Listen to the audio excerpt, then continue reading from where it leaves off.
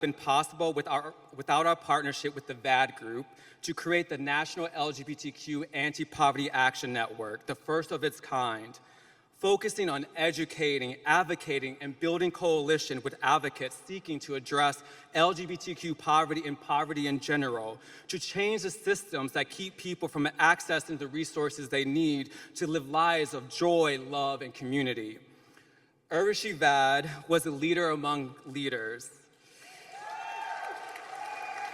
an inspiration, a fierce activist, a creator, a visionary, and one of my most influential role models.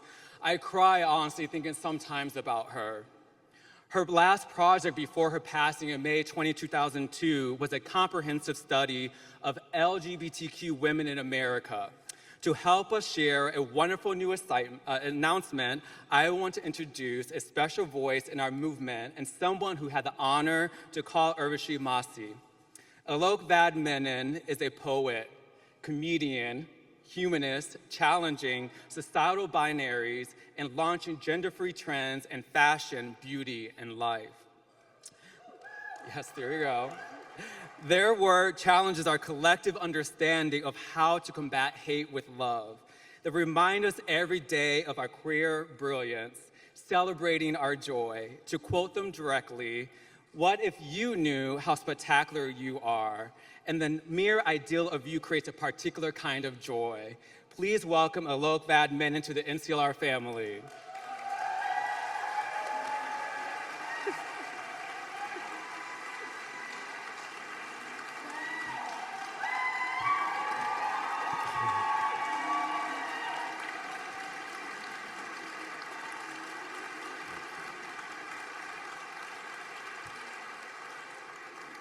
Good evening, everyone. My name is Alok, as in tell me a joke, Alok, and my preferred pronouns are he, he, ha, ha. Harsh transition, I'm good at those. My aunt died 2 years ago, and every day I can't go on without thinking about the incalculable impact that she had on my life. I'm only alive because of her. I'm from a small town in Texas, homo on the range, if you will. And growing up, I was made to feel like I was impossible, like everything about me was wrong. And then I had someone in my life who was the inverse of that. Her name is Urvashi. There's a clip of her speaking in 1993 at the Log Cabin meeting, the Log Cabin Republican meeting in Houston, Texas, but what there's not a clip of is her coming and visiting me in College Station, Texas, before and after that.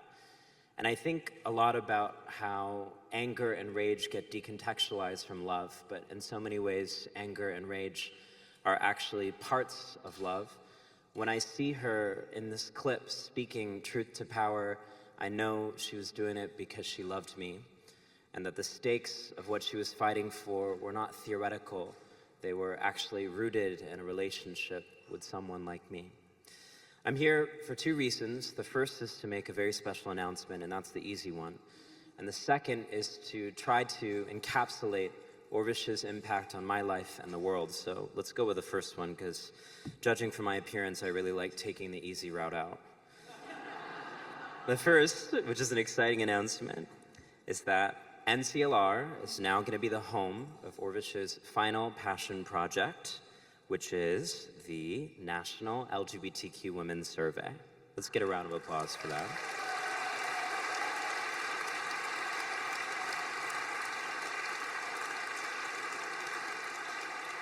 The National LGBTQ Women's Survey is the largest comprehensive data set on the conditions facing LGBTQ+ women in the United States. Urvashi's dream was always that this data could help inform the future of public policy, and I'm proud to say that NCLR is going to continue on that vision. So thank you so much, NCLR. Okay, now the harder part. One of my deepest frustrations that I have with our contemporary movement is that we only have come to see ourselves in the ways that straight cis people see us. That we are broken, that we are aspirational, that we are inadequate, and that we are lacking. But I actually believe that the reason that there's over 500 pieces of legislation targeting us, the reasons that there are century-long PR campaigns trying to dehumanize us, is because in some ways the right wing sees our power more than we see it in ourselves. And I don't think we spend enough time trying to actually get why they are so fixated and obsessed with us. One of the joys of being visibly gender nonconforming is that I have a lot of time to think about this. Because everywhere I go, people are obsessed with me. Just taking photos of me without my consent, following me down the street, sending me unsolicited love notes all the time that just get lost and on the way become hate mail. I don't understand it. But as I sit on the other side, the recipient of hate, what I realize is that this is actually nothing to do with me. It has everything to do with them. They're outsourcing their own self-hatred onto me. I'm just caught in the crossfires of their internal war. Actually, what I am is what James Baldwin once called an honest mirror, and that most people will do everything in their life to avoid that, an honest mirror. And actually, what I've realized as a gender nonconforming person is that the reason that there's so much frustration, resentment, anger, vitriol against me is because people are envious of my freedom.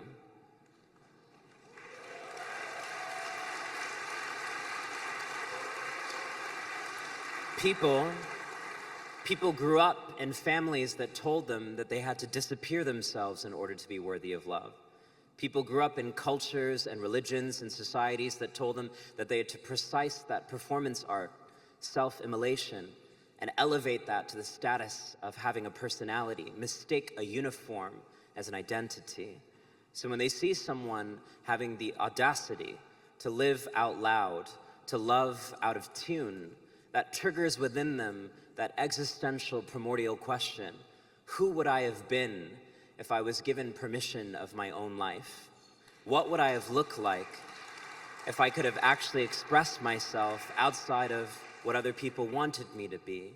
They began to realize that the self that they thought was true is actually a fictional character that they authored to make other people more comfortable, not to actually make themselves happy. What I'm saying is, I had the luxury of having a lesbian in my life. And what having a lesbian in your life means is you meet someone who from a young age tells you to fuck what other people are saying about you. Urvashi used to choose all of the female characters in video games, and I would be sitting there at 5 years old, the queen diva that I was, and she would say to me, "Women are stronger, fight as the character of a woman." Where do you get that kind of education under heteropatriarchy? So I didn't grow up thinking that women were fragile or weak or insufficient. I grew up thinking that women were superior and divine and powerful. I grew up with an education that actually my worth came from my ability to dissent and disagree, not from my ability to assimilate and hide. Urvashi would always tell me, "I'm not like your mother, I'm a lesbian." What that means is I don't need male validation or approval.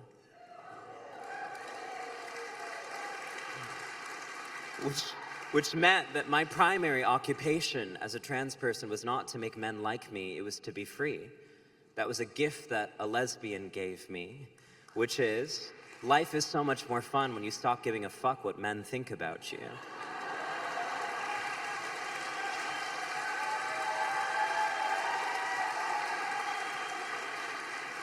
And so, when I'm saying that one of my critiques and crises in the movement is that we've forgotten a self-perception outside of what other people think, what I'm saying is we've forgotten the wisdom of lesbianism.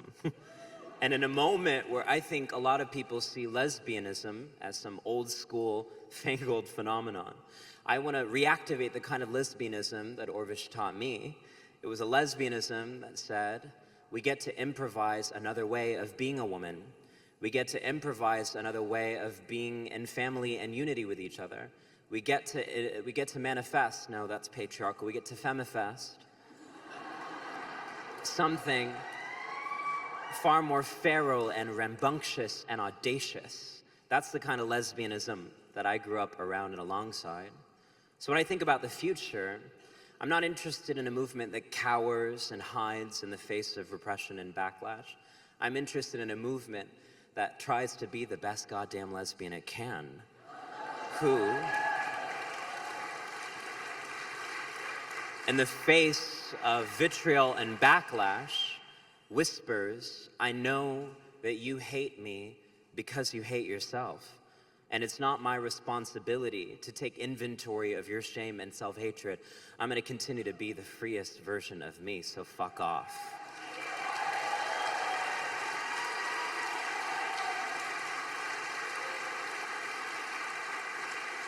To do justice to Urvashi and to do justice to lesbians, I think is to reactivate that political tradition of walking down the street knowing that you could be arrested for wearing a pair of pants and doing it anyways, of getting spat on the street for holding your girlfriend's hand and doing it anyways.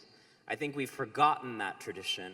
We've forgotten what it meant to know that people won't like you. People might not even understand you, but it doesn't matter anyways because you understand you.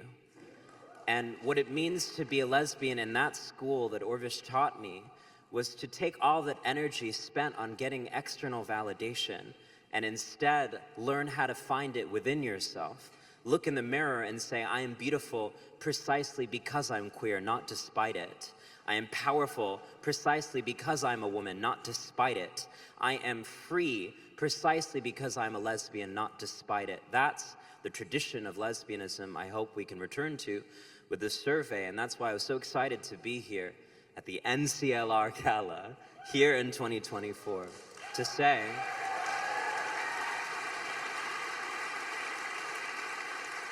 ask yourself, how can I be a little bit more lesbian this evening? How can I be the freest and fullest version of lesbianism possible? How do I continue to flirt my way into a more revolutionary consciousness? How do I continue to punk my way into every room that doesn't want us there, irritate the patriarchy, transgress its meager articulation of freedom, insist on something more profound and more prolific? What we're fighting for is not just LGBTQ rights. I think that's very simple. What we're fighting for is the creation of a new world order. And that world order is one in which people are lauded and congratulated for doing that difficult work of giving birth to themselves. What lesbians taught me from a young age is that my mom did a good job at giving birth to me, but the rest was my responsibility. I had to give birth to me. And that tradition of lesbian birthing is what I want to end us on tonight. How can we create a new world under impossible conditions? How can we see duress and distress as invitations to delight? How can we occupy spaces, situations, and institutions that seem fundamentally and diametrically opposed to us with such panache that they disintegrate with our glamour? How can we channel that kind of archive in the face of everything that tells us to be small, in the face of everything that tells us to minimize ourselves, to mute our joy? How can we be joy forward in the face of profound and existential fear? The way that we do it is we remember that lesbians exist, which means every single equation that taught us what the world order was, what reality had to be, was false, because lesbians exist, because Urvashi existed, because I exist. So let's get a cheers to the lesbians in the room tonight.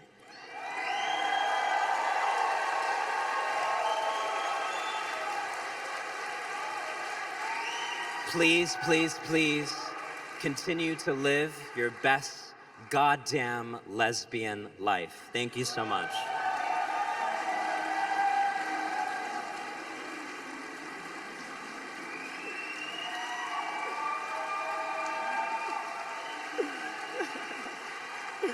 Wow.